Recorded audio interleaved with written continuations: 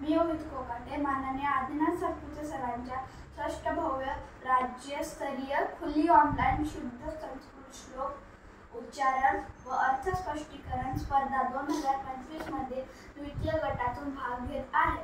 मी बोललेले श्लोक भगवद्गीतामधून पहिल्या अध्यायामधले पहिले 2 श्लोक आहे। आता माझा पहिला श्लोक।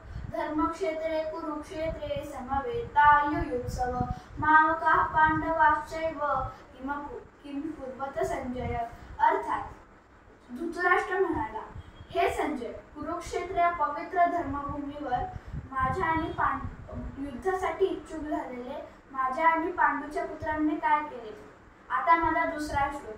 दुष्टवा तु पांडवानीकं व्यूढं दुर्योधनास्तथा आचार्यमुपसंगम्य राजा वचनं ब्रवीत। अर्थात संजय म्हणाला, हे राजन,